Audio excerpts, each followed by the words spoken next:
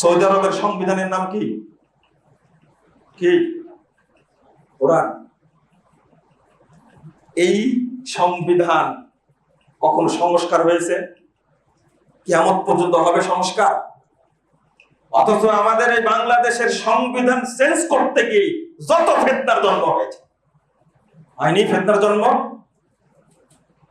ওই যে এবিএম খায়রুল হক সাহেব প্রধান বিচারপতি, যত হত্যাকাণ্ড এবং যত বিশৃঙ্খলা এই কুখ্যাত বিচারপতির উপরে যাবে সব।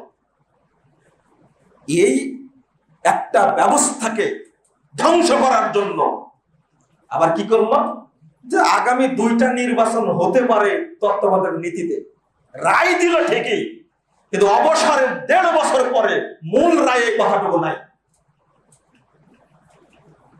আমরা টুপি মাথায় দিত আর আপনাদের ভিতরে গিজ গিজ করে যে টুপি আলারাই বক্তব্য দেয় কেন? তোমরা শুধু বক্তব্য দিবে? এই দেশ আমাদের না?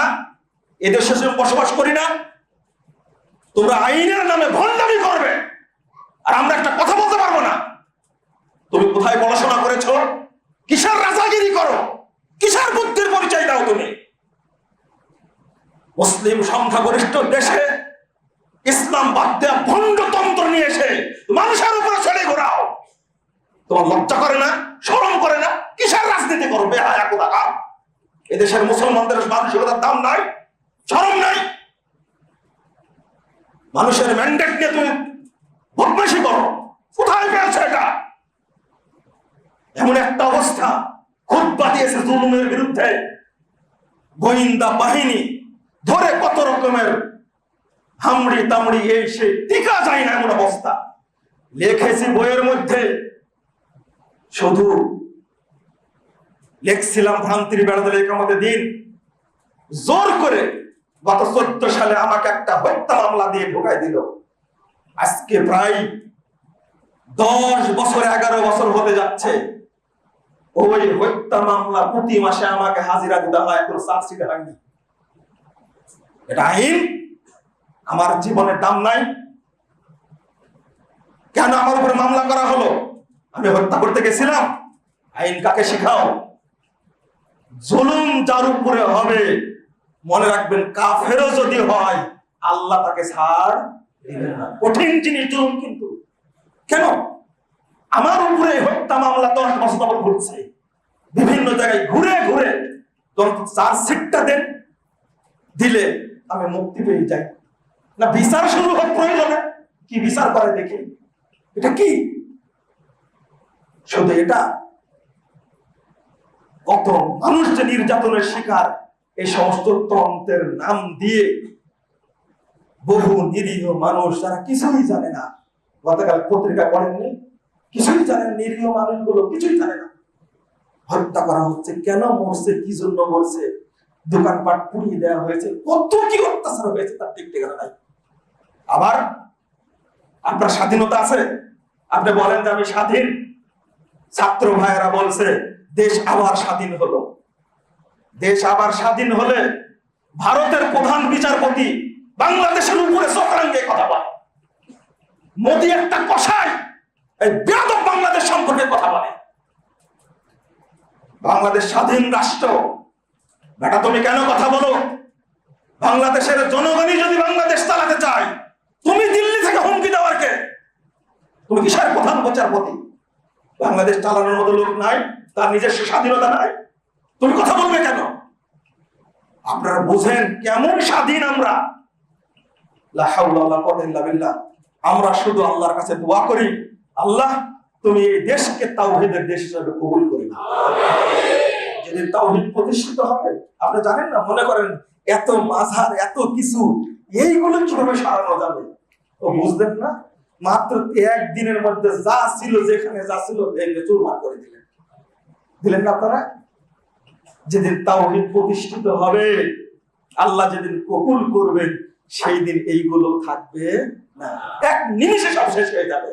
আল্লাহর কাছে দোয়া করি, আল্লাহ এই দেশ থেকে যেন যাবতীয় মাজার পূজা, কবর পূজা, খানকা পূজাকে আল্লাহ উৎখাত করে দেন। শিকড় যেন পীর ব্যবসা চলবে না, মাজার ব্যবসা চলবে না, কবর ব্যবসা চলবে না। এই দেশে এই দেশে চলবে একমাত্র আল্লাহর তাওহীদ চলবে, অন্য কিছু চলবে না ইনশাআল্লাহ। অনেক দিনদার মানুষ আছেন, আপনারা দোয়া করেন না, একজনের দোয়া কবুল হলেই হয়ে যাবে ইনশাআল্লাহ, হবে ইনশাআল্লাহ।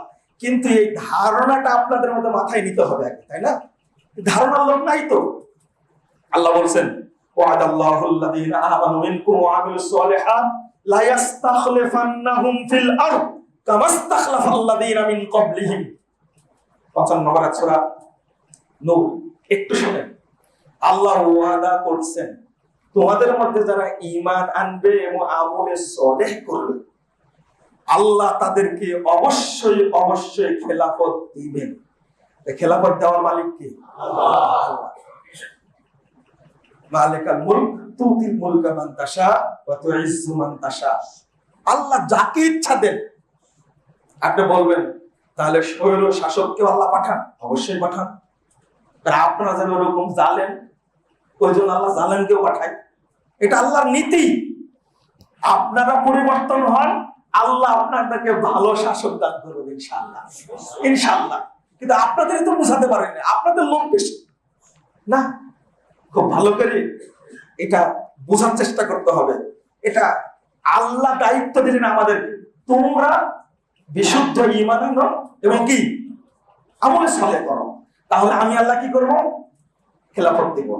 এখন আমাদের দায়িত্ব ফেলে দিয়ে আমরা আল্লাহর দায়িত্ব গ্রহণ করেছি যে আমরাই খেলাফত কায়েম করব। না, ডক্টর ইউনূস একদিন আগেও জানেনি যে আমাকে তত্ত্বাবধায়ক সরকারের প্রধান করা হবে। জানতো? কোত্থেকে আসলো? ফখরুদ্দিন 1 মিনিট আগেও জানতো না যে আমাকে ধরে নিয়ে যা তত্ত্বাবধায়ক সরকার প্রধান করা হবে, কোনোদিন জানতো না। ও, আপনারা বুঝেন, আল্লাহ যখন কবুল করবেন তখন ভোটের প্রয়োজন হয় না। ভোট একটা ধোঁকা, স্পষ্ট ধোঁকা একটা। আল্লাহ বলছেন সিলেকশন করে, ডক্টর ইকবাল বলছেন গাড়ি জাজদার মোহরে গোলাম পাকতে কারেশো কে আজ দুসব খার ফিক্রি ইনসানি নামি আয়াত। ফার্সি ভাষায় বলছেন যে এই সমস্ত বহুতন্ত্র থেকে পালাও, একজন বিজ্ঞ মানুষের অনুসরণ করো। মনে রেখো 200 গাধার মস্তিষ্ক থেকে একজন মানুষের ব্রেন পয়দা হয় না। আজকের কথা। হ্যাঁ, আমি আপনাকে 100টা পুঁটি মাছ দেব, কয়টা? আপনি আমাকে একটা ইলিশ মাছ দিয়ে দিবেন? কেন দিবেন না? আমাকে যদি 101 জন মুসি ভোট দেয় আর আপনাকে যদি 100 জন ভিসি ভোট দেয়, বলেন তো এমপি কে হবে? বলেন, উত্তর দেন। আপনি বিজ্ঞ মানুষ, আপনাকে ভোট দিছে 100 ভিসি, বিশ্ববিদ্যালয়ের ভিসি, আর আমাকে ভোট দিছে 101 জন মুসি, চেয়ারম্যান কে হবে? আমি হব? আমি কারণ আমি 101 জন মুসির ভোট পেয়েছি, একটা ভোট বেশি পেয়েছি। আমেরিকাতে এই গণতন্ত্র চালু আছে না, ওরা জাতে মাতাল। তাহলে ঠিক ইলেকটোরাল ভোটে ওদের সিদ্ধান্ত হয়, পপুলার ভোটে সিদ্ধান্ত হয় না।